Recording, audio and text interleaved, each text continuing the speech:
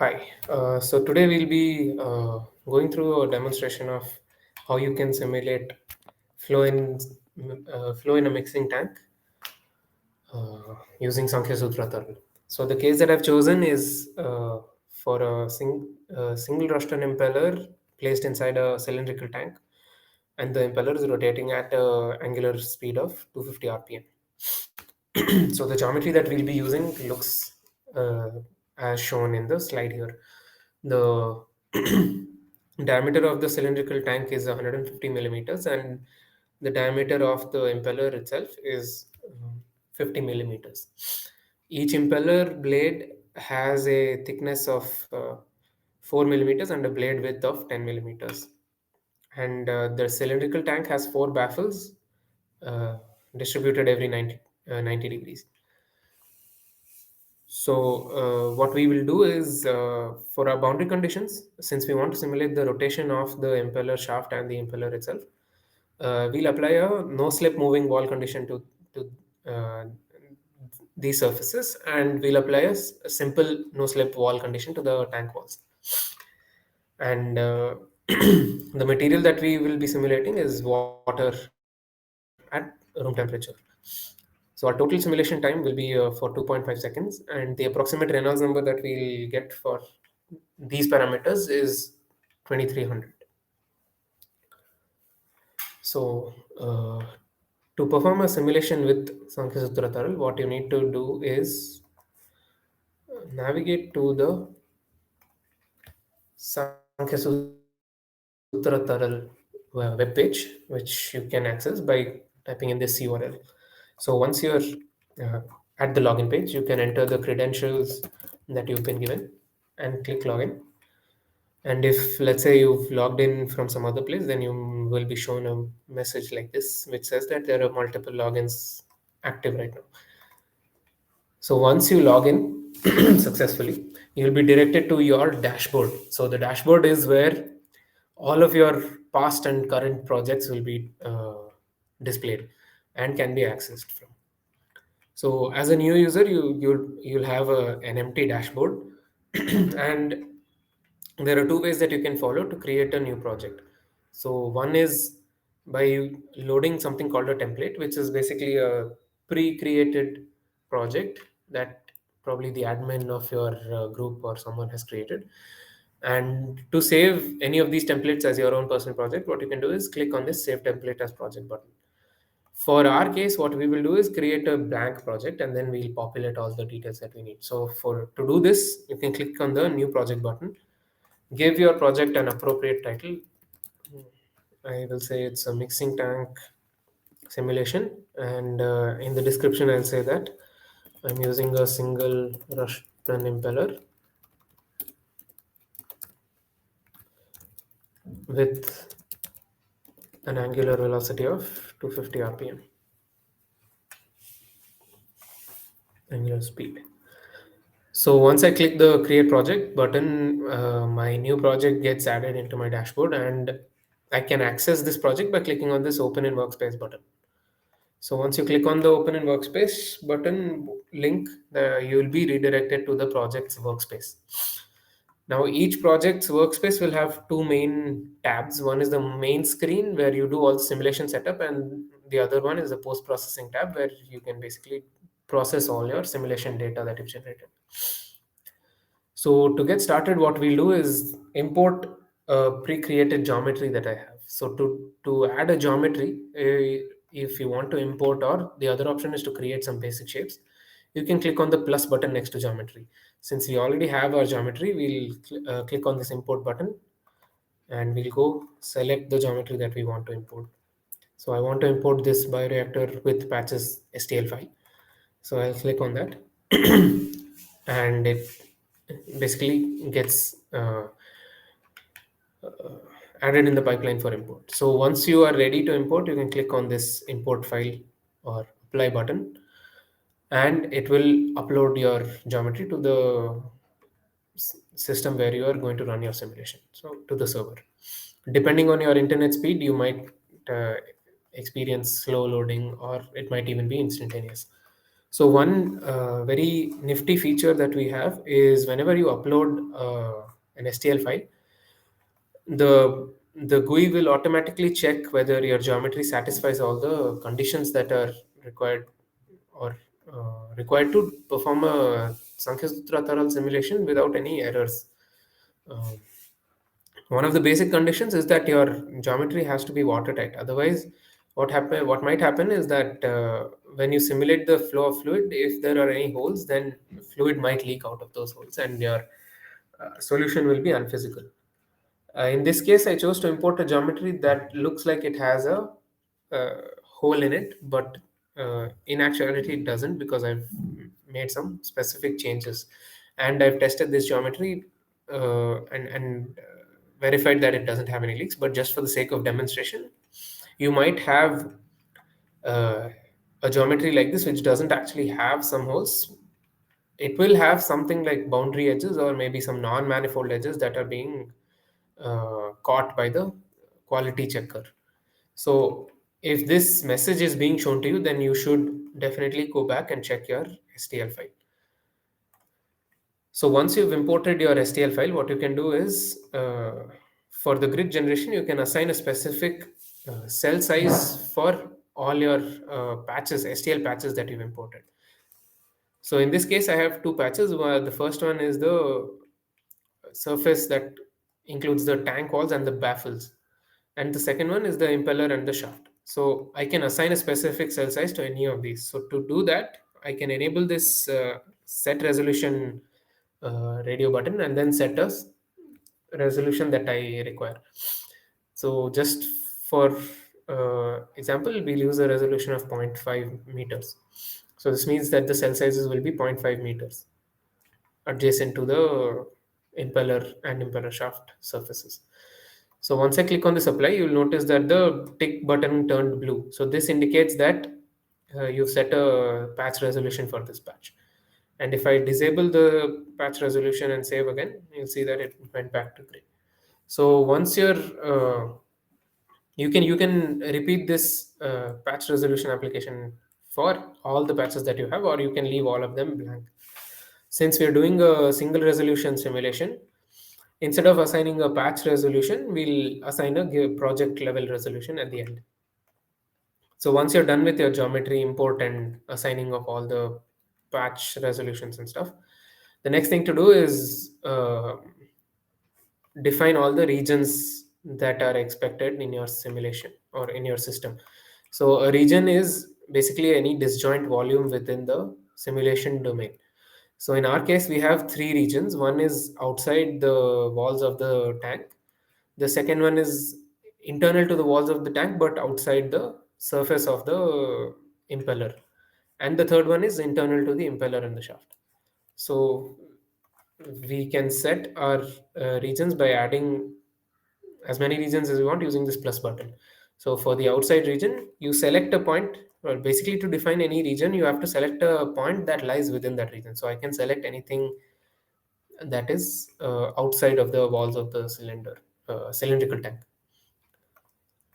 So let's say I give a point which has the coordinates this 0.15 comma 0 comma 0. So these are the XYZ coordinates of your point. And this golden ball that you see is just for visualization to help you identify where you're setting the point. So you can increase or decrease the size of this uh, ball by clicking on these plus or minus buttons. And the point that you're selecting is the center point of this ball. And since we don't want to simulate anything outside the tanks, we'll set this region to the condition vacuum. So this means that there will be no fluid points or there'll be no simulation points outside the cylinder walls. And similarly, we'll set the other two regions. So let's set the fluid region. We'll give a point like 0.03 meters in X and 0.0 in Y, which is next to the impeller. And this region will be of kind simulate. So I'll set it to that and click on the tick button. And finally, I'll create my impeller bulk region. So the point 0, comma 0, comma 0 is already within the shaft. So I can just keep this default value, or if I want, I can change it. Let's say I move it down by some amount. And again, I'll set this to type vacuum as well because we don't want to simulate the internal parts of the impeller shaft. So once you're done setting the regions, the next thing you can do is set up something called a brush. So basically what a brush does is specify resolution to be applied uniformly in the selected volume or the volume that is covered by that brush. So let's say I call my brush as refine one, and I'll make my brush pretty small.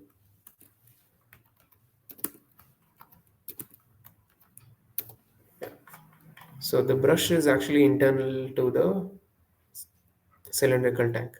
So that's whatever resolution that I assign here, here will be for the entire volume covered by the brush cuboid.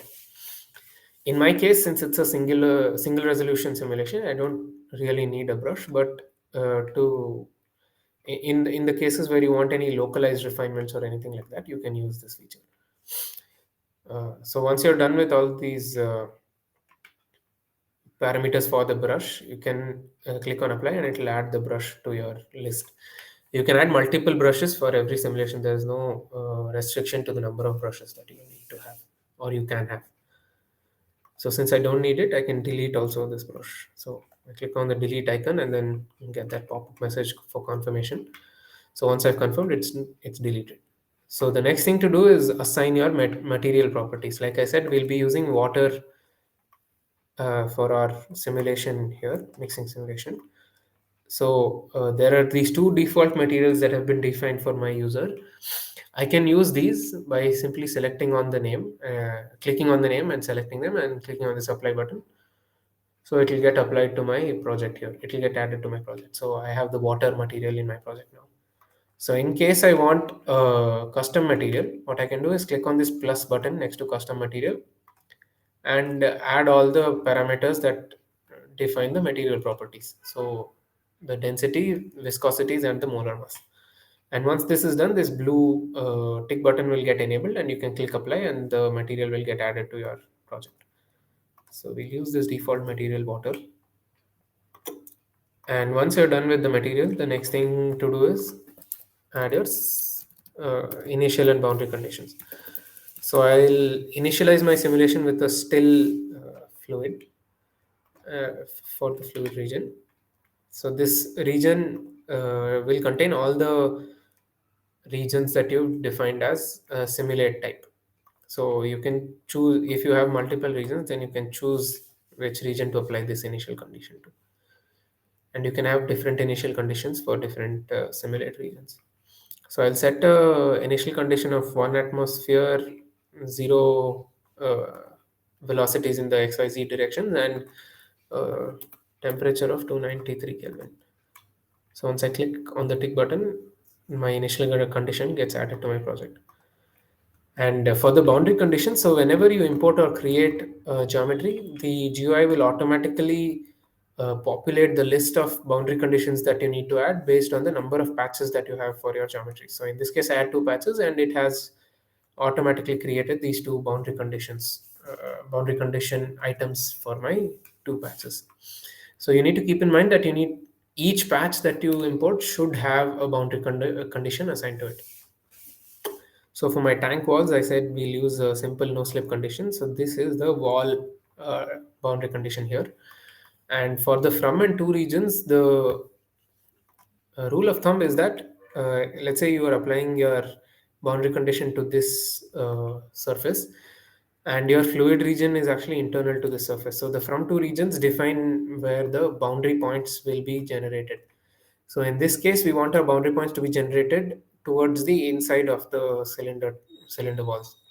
So our from region will be whatever is outside to the fluid to the cylinder walls, and the to region will be whatever is internal to the cylinder wall. So my from region in this case is the outside region, and the to region is the fluid. Similarly, I'll also apply the moving wall boundary condition to the impeller shaft and impeller surfaces. So in the drop down, you can select this moving wall, and similarly, you'll apply the from region. In this case, will be the internal part of the impeller, and the to region will be the fluid. And for a moving wall, right now you can simulate any rotating bodies with either harmonic oscillation or pure rotation. So if you want to set an oscillatory motion, you can specify the amplitude of your oscillation. And if you set it to zero, then the solver treats it as a purely rotating body.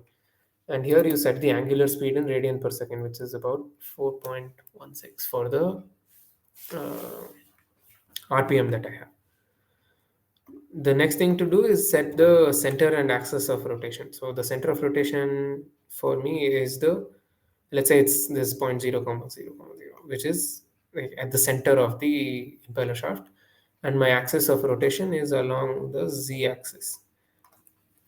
You can visualize the direction of rotation by using the right hand thumb rule. So your thumb will be pointing in this 0 comma 0 comma 1 direction, and the actual direction of rotation will be shown by the curl of your fingers. So once I'm done with setting the boundary conditions, the last thing to do for the simulation parameters is to set up any measurements that I want to take. And we have four different kinds of measurements. Uh, Probes are basically point measurements for any point inside the simulation or the simulate region. Volume is to save volume data on cells within the simulate regions, and surface data is to save the data on the patches that we've imported.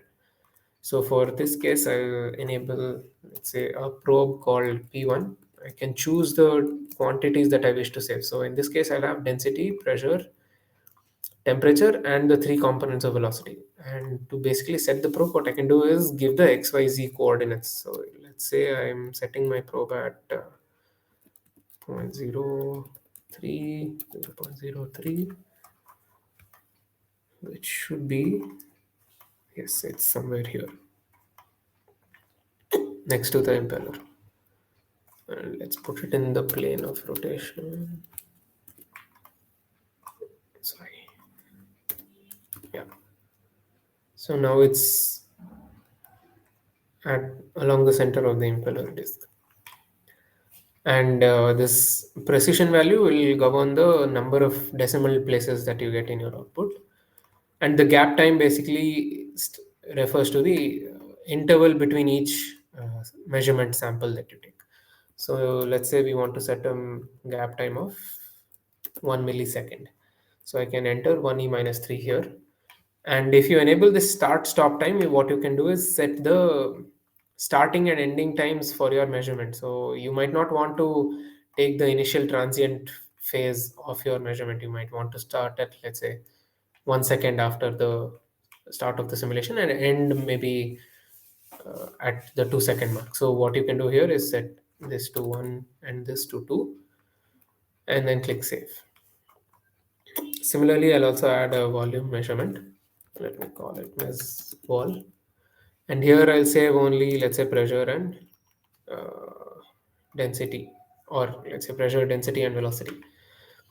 And the other controls are the same as what they are for the probe. The sampling time, let's say I set it to 10 milliseconds, and the precision is 8 points. So it saved my measurements as well. You can add the other measurements as well, but for this case, I'll skip them. The last thing to do is uh, set the global parameters for your simulation. So global parameters means the coarsest cell size, which you can set using this project resolution value here. So this is again the cell size in meters that you want for the project. Since this is a single resolution grid, I have skipped setting the patch resolutions, if you remember, and I'll set only this one value. So let's say I want to set a cell size of 1 millimeter. I can write that here. And my reference length, let's say it's the radius of the impeller. You can choose any value that you want to use here, and this will be used to compute the Reynolds number.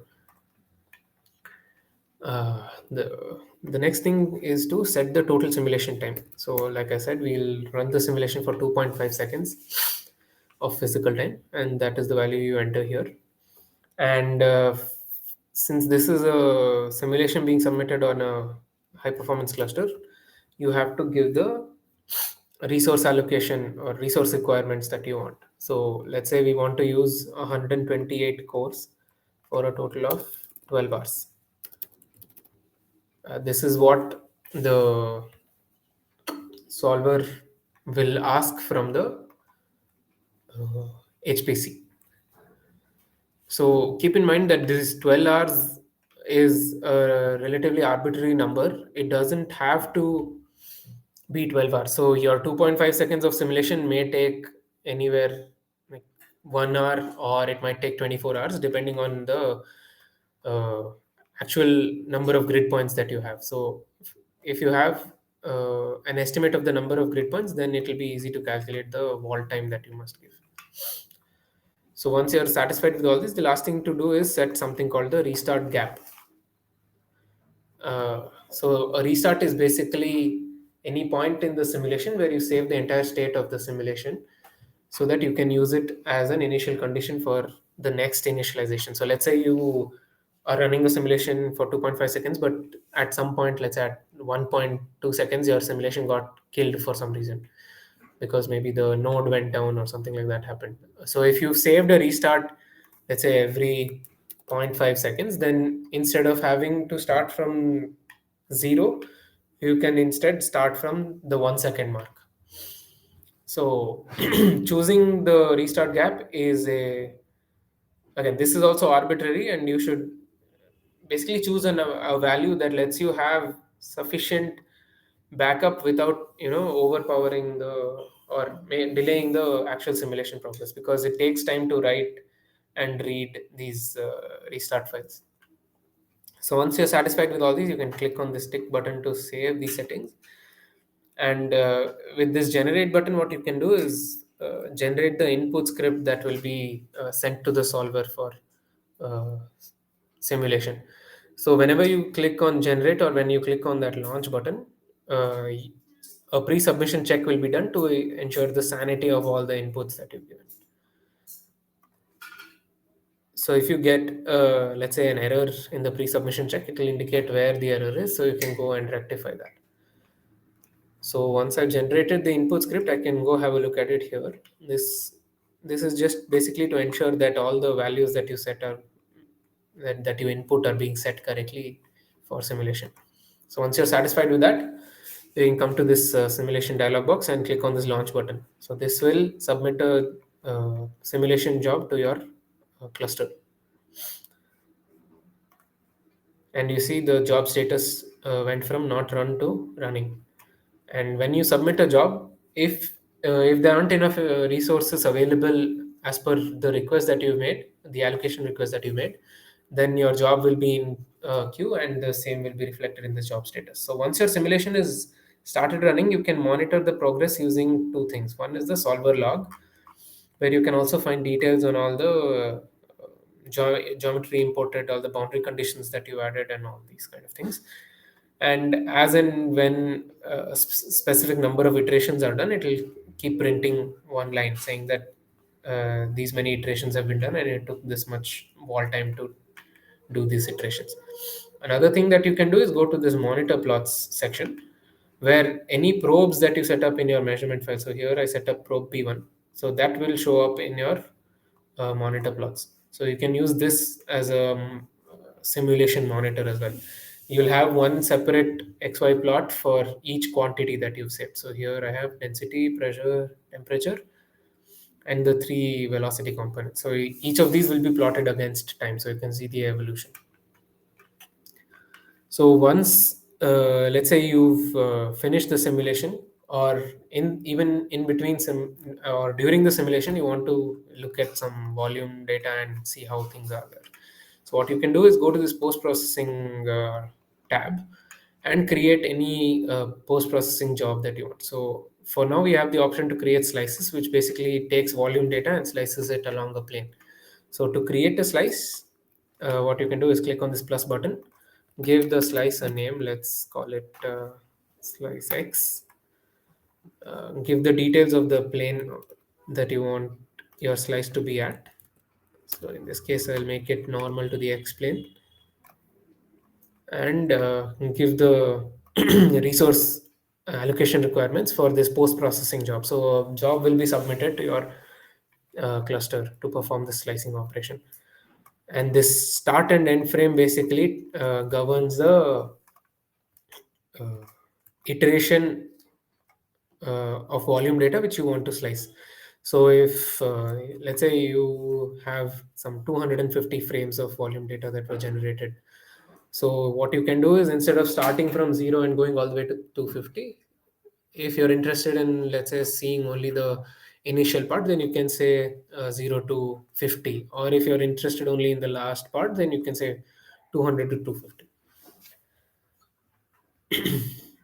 So you can set the start and end frame appropriately and click on this apply button, and this will submit a post processing job for your uh, to your simulation cluster.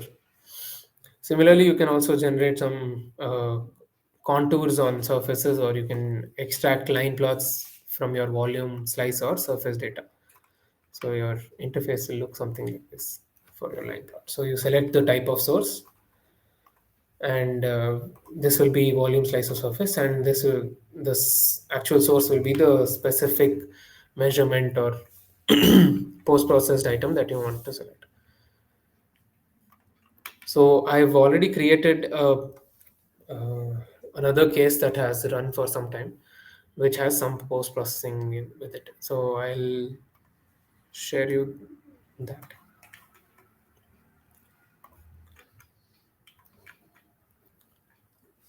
So one more thing that you need to be careful of is this automatic logout. So if your session is active for more than 20 minutes and you haven't performed any actions in the session, then you will get logged out automatically. So I'll log in once more.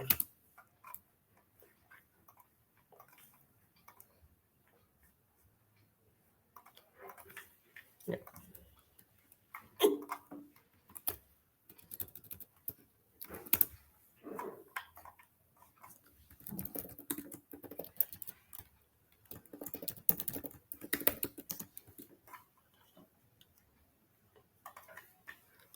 So here is my pre-run simulation, and if I go into the workspace and navigate to the post-processing tab, you will see that I've already created two slices here. One is slice X and slice Z. So this slice is a slice of volume data, like I said earlier, and you can visualize the contours of your quantities on this slice. You can also show and hide the geometry patches. Let's just hide this tank wall so it's easier to visualize. So to visualize any slice, you can click on the name of the slice here, and it'll automatically populate these drop downs. So the first drop down is to select the frame number that you want to visualize. The second one is for the rendering style. So it can be surface, or if you want to look at the grid along with the contours, then you can say surface with edge, and you will be able to see the grid. And if I go back to surface,